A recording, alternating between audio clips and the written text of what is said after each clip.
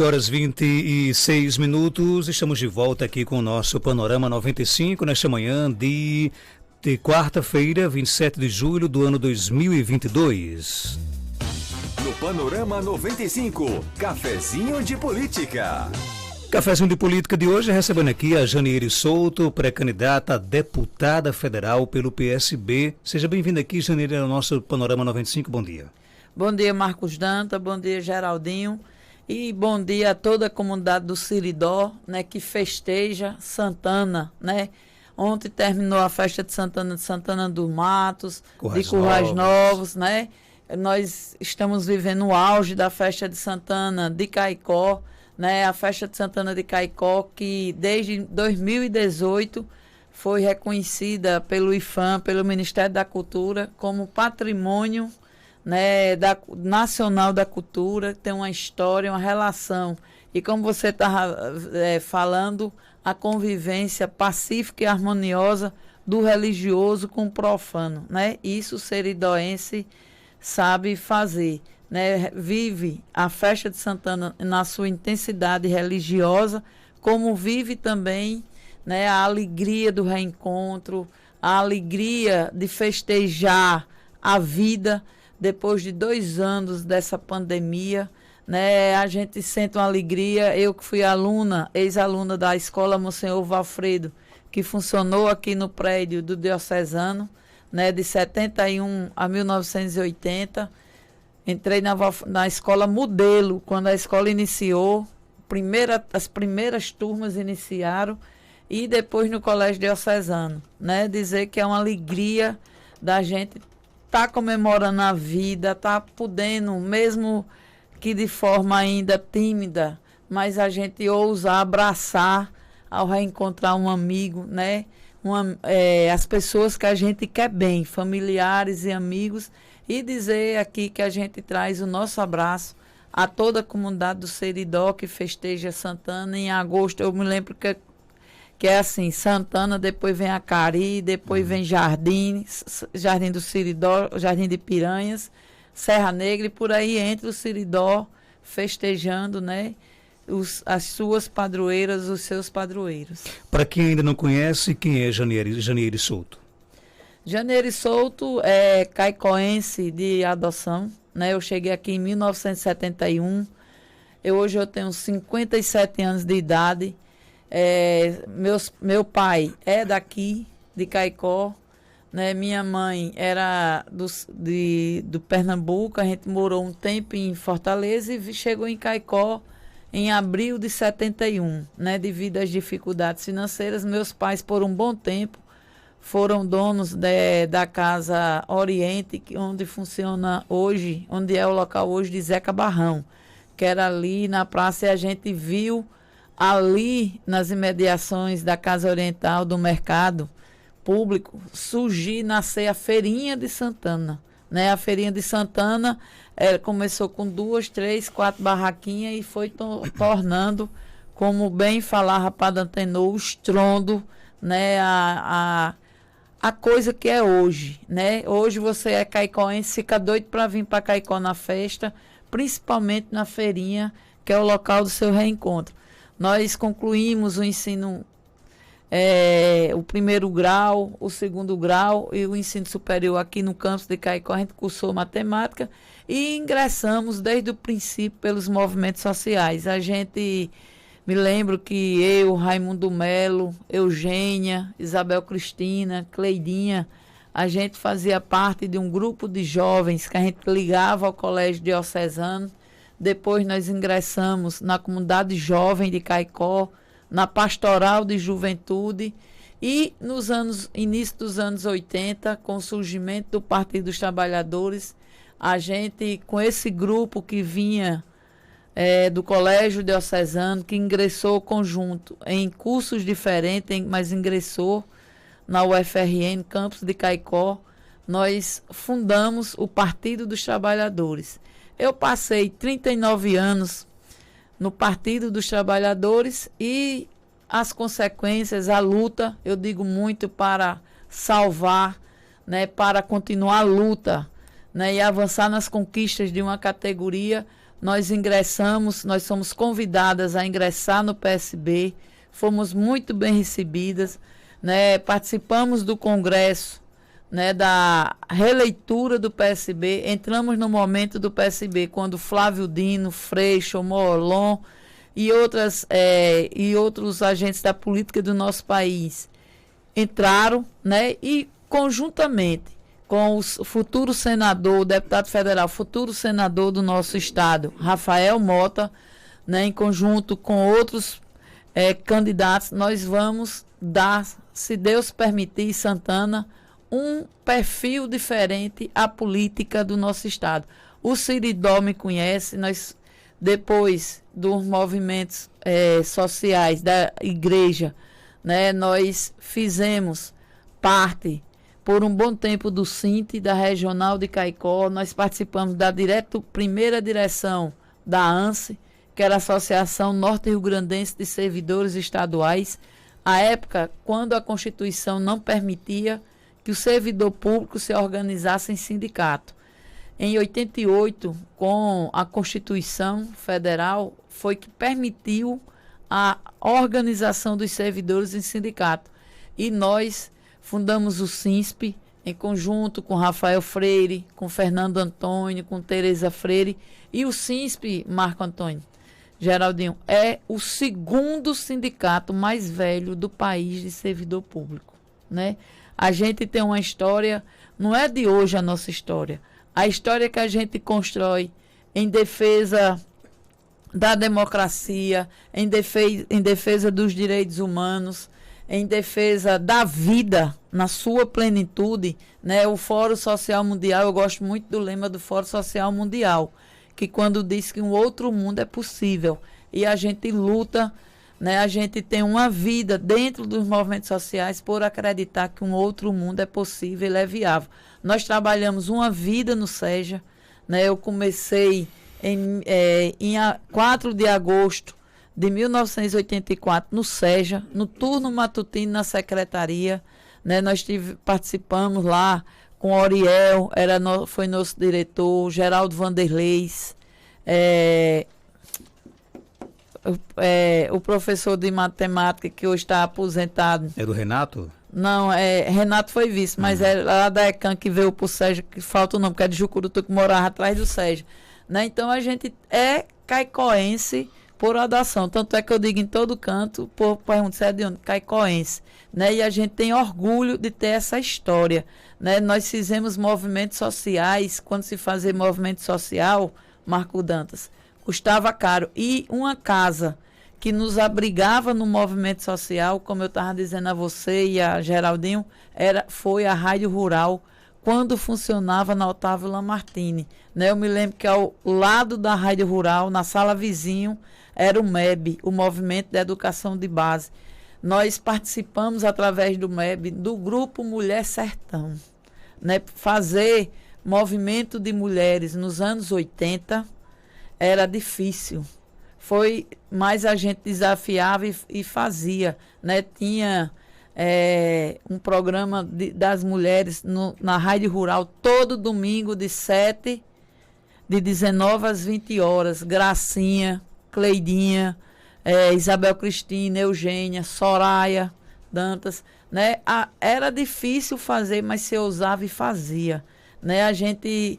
Era um desafio até para enquanto pessoas, né? Enquanto a juventude estava rodando a pracinha, indo lá para a churrascaria, para a sorveteria, a gente ousava fazer o diferente. Né? E a gente fez movimento estudantil, nós tivemos... eu me lembro que a primeira eleição de direção para o campus de Caicó, nós arrancamos na marra a vitória da nossa chapa, que era Marluce, e a professora Marluce e a professora Gilvanete. Nós fomos arrancar aquilo que tinham arrancado da gente, que é a vitória dessa chapa. E nós, enquanto alunos, nós fomos buscar. Né? E sempre a gente teve essa participação de forma coletiva. Né? Eu me lembro, quem não se lembra da primeira campanha do Partido dos Trabalhadores, eu não esqueço essa história, que Nalva Medeiros, a primeira candidata mulher, né? a prefeita da cidade de Caicó. E a gente fez uma cota e comprou um Opala. A gente só entrava nesse Opala para descer ladeira. O restante era empurrando, mas tinha um carro de som e a gente fazia zoada. Depois desse resumo, um pouco de sua vida, vamos agora falar nos seus projetos para 2022. Como é que surgiu a ideia de você colocar-se numa disposição para disputar uma vaga na Câmara dos Deputados? Na verdade, Marcos Dantas, essa ideia surgiu, né, em virtude da nossa luta em defesa dos serviços e dos servidores públicos. Na verdade, há 4 anos atrás, teve um movimento muito forte, mas muito forte mesmo, de uma candidatura à Assembleia Legislativa, de uma candidatura a deputada estadual. Nós resistimos, né, não aceitamos, mas a categoria pediu muito, como pediu há 4 anos atrás, e agora insistiu, fez uma insistência em uma representação, né, são inúmeros WhatsApp que a gente recebe, são inúmeros contatos via Facebook, via Instagram. E aonde eu chegava, as pessoas diziam, agora já não tem que ser, né? E a gente perdeu, vamos dizer, esse medo de ser esse representante. Quando a gente viu, Marcos Dantas, agora, antes da gente se desincompatibilizar do sindicato, o que é a importância de um parlamentar, seja estadual, seja federal, não abrir porta de governo. Né? Nós, a categoria, os servidores, a sociedade nos conhece. Nós fomos a Currais Novos, na Feirinha de Santana. Fomos muito bem recebidas pelos servidores e por não servidores públicos que reconhecem, nos acompanham nas redes sociais, sabe da nossa defesa pelos serviços e servidores públicos, sabe?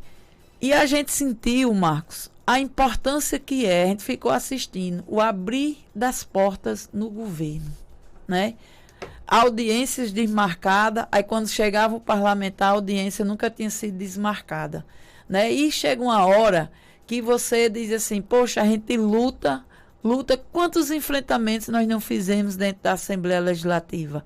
É triste você assistir que nesse governo iniciou-se em 1º de janeiro de 2019. Iniciou-se com a diferença do menor para o maior salário no Estado.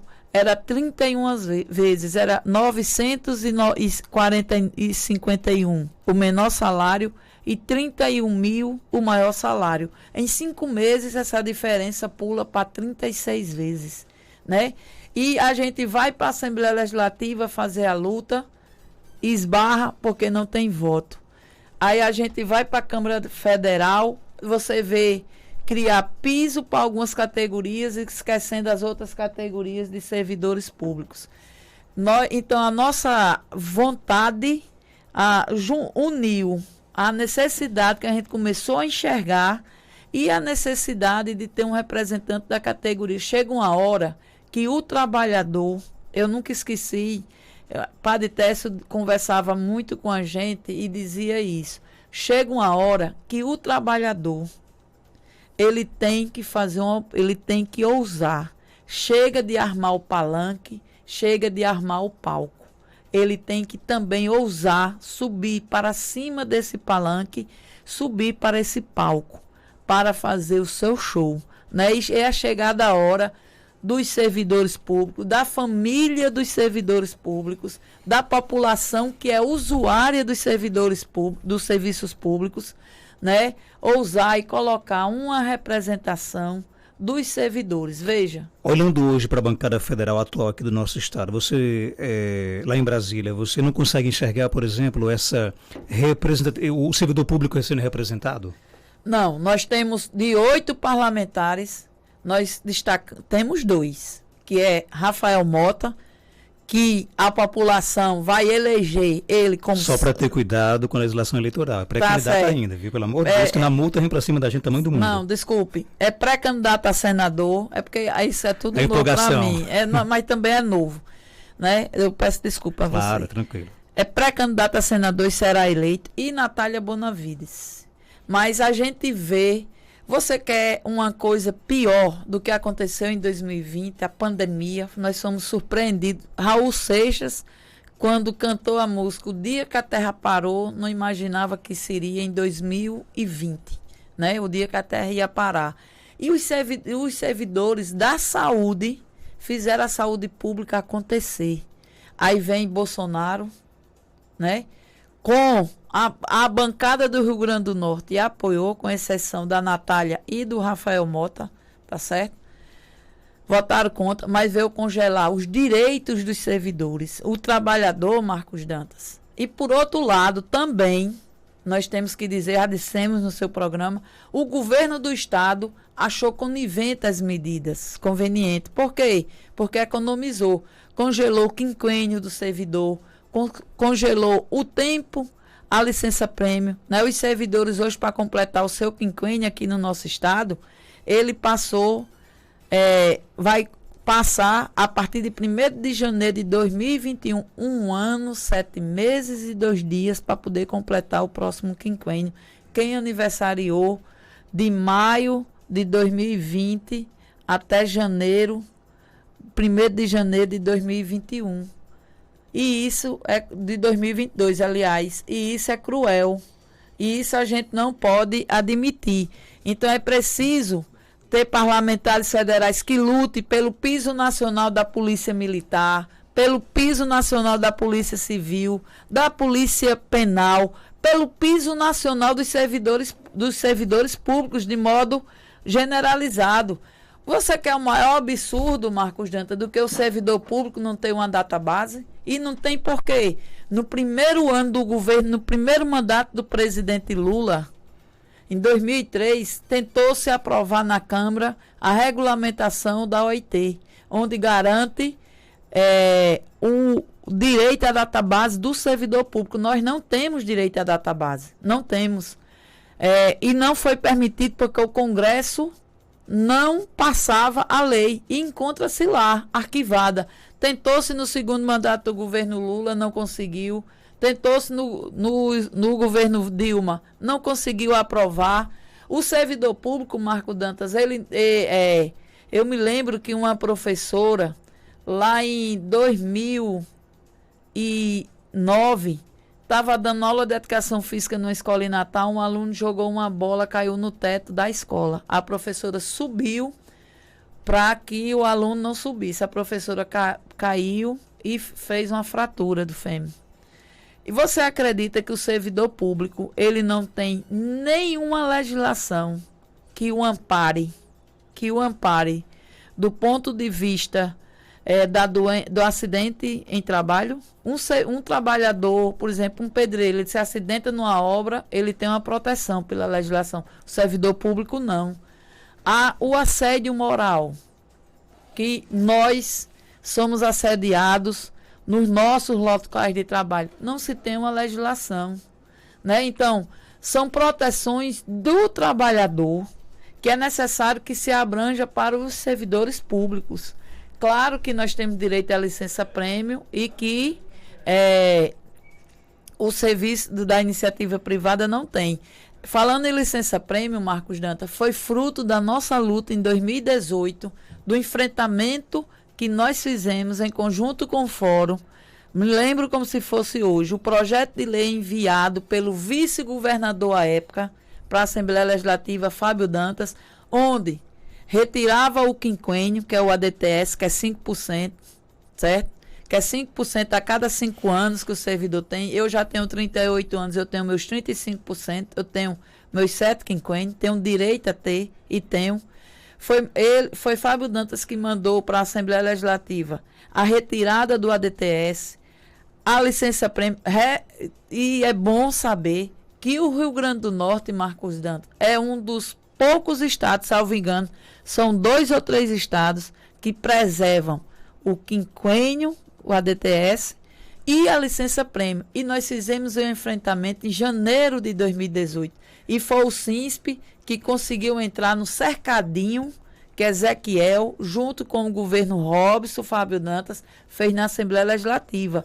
Nós conseguimos, através da nossa assessoria jurídica, Manel Batista, né, que é inclusive aqui da família dos macacos de Jardim de Piranhas, conseguiu uma liminar onde a gente teve acesso à Assembleia Legislativa. E nós, em conjunto com o Fórum, com a Duerne, com o Sintauerne, com o Sinai, o Sind Saúde, o Simpol, as associações militares também. Nós tivemos preservado, conseguimos retirar da votação a licença-prêmio, conseguimos segurar a época até a votação da reforma da Previdência, né? Infelizmente, hoje, nós pagamos o preço, sentimos do bolso os efeitos da PEC da morte, que é a reforma da Previdência em nosso estado. Eu sei que eu estou tentando me lembrar se é sua tia ou é sua mãe, que é professora aposentada lá em Jardim do Seridó, e eu sei que ela sabe o quanto dura hoje ela pagar a Previdência no estado, né? Eu digo em todo canto, sem medo de dizer, eu tenho 38 anos de serviço, 57 anos de idade, mas eu não me aposento, porque eu não aceito pagar a Previdência. Eu não aceito. Eu acho um absurdo. Eu contribuí por 35 anos. Quando eu completei 35 anos, eu ganhei na justiça o meu abono de permanência, né? E oriento as pessoas a irem buscar. E uma pergunta que eu deixo. Desde 1º de janeiro de 2021, Marcos Dantas, que vem sangrando o bolso dos servidores estaduais com a PEC da morte, a reforma da Previdência. Agora, quanto tem no fundo previdenciário? Por que é que o governo não abre o caixa e não mostra à população?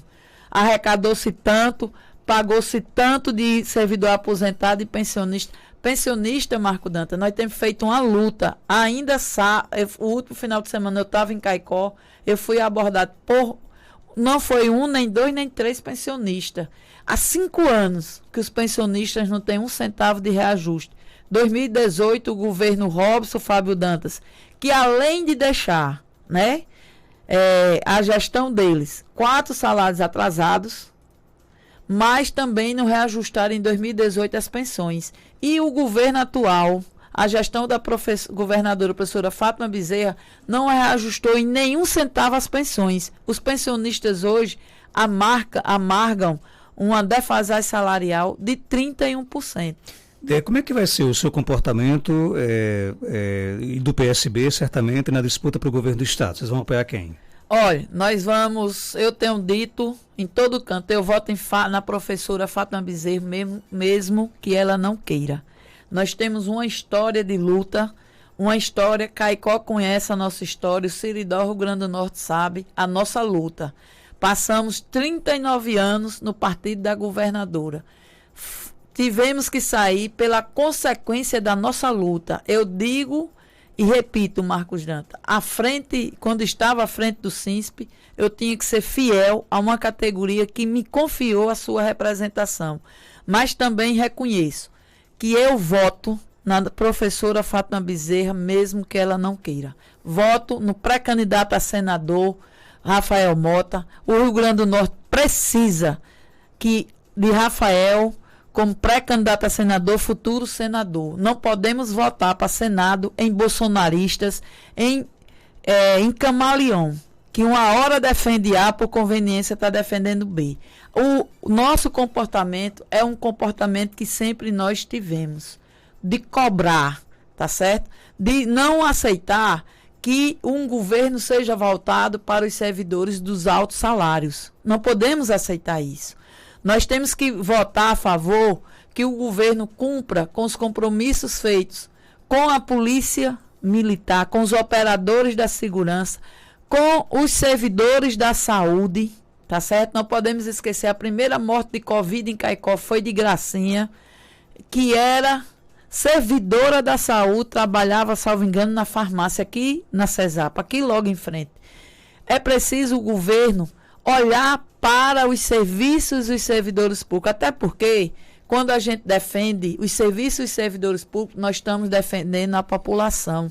A população do nosso estado, no nosso país, na pandemia, ela foi atendida pelo SUS. Quando quem viaja para fora, quem viaja para outro país, tem logo que comprar sua passagem e fazer um seguro saúde.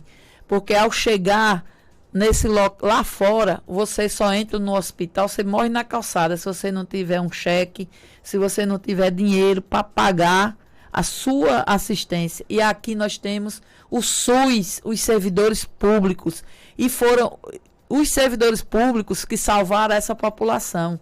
Quantos agentes de saúde não morreram nesse país, no nosso estado e aqui em Caicó?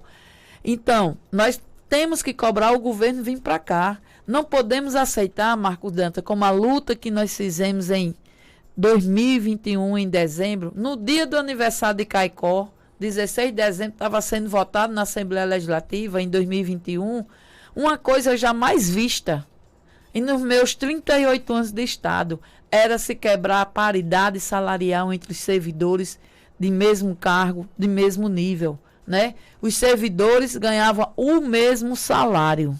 Aí passou-se a ter, quem é GNO, o antigo SG da educação, vai ganhar um salário, teve um aumento de 4% no seu contra-cheque. Quem é servidor, quem tiver a sorte de ser servidor do GAC, que é do Gabinete Civil, da PGE ou da Control, foi 87%. Se você for no centro administrativo, você tem um prédio de 2 secretarias. Primeiro andar, aliás, 3. Você tem no primeiro andar a Control, ganhou 87%. Se você sobe 28 batentes, é a CEPLAN, planejamento, você só ganhou 4%. Se você desce 28 batentes, você chega no governo cidadão, é 4%. Então, nós temos que avançar no governo Fátima. Eu disse ontem, numa entrevista, e vou dizer aqui, Marcos Dantas, no seu programa. Não concebo um servidor público ousar votar em Stevenson, que passou 4 anos no Senado, não disse para que veio, tá certo? Principalmente em relação ao servidor público, nem na chapa de Fábio Dantas, que foi quem quis, todas as vezes que Fábio Dantas assumiu o governo, na ausência de Robson, foi ele que veio retirar direitos dos servidores, não retirou, porque a luta dos servidores fez prevalecer esses direitos. Janeiro, obrigado por sua participação. Certamente nós teremos outras oportunidades, até com mais tempo para falar dos seus projetos e algo mais a acrescentar, pode ficar à vontade. Não, é isso. Nós estamos na luta em defesa dos serviços e dos servidores públicos, em defesa da população, que quando nós defendemos um serviço público, é esse serviço que vai chegar para a agricultura familiar, é o economiário lá na Caixa Econômica, que não deixa de ser um servidor público, que está pagando o auxílio emergencial, o auxílio família, é o bancário lá do Banco do Brasil, no BNB, que faz o crédito rural, né? São os serviços públicos, e nós temos que defender os serviços públicos, por isso que nós estamos nos propondo, né, a esse novo desafio, a esse algo novo, a mudar a cara da Câmara Federal, né, ajudar a avançar junto com o presidente Lula, que, se Deus quiser, será eleito a cara desse Brasil, a cara do serviço público. 7h55, conversamos aqui no nosso programa com a pré-candidata, deputada federal pelo PSB, Janeiro Souto. Volto já com mais informações.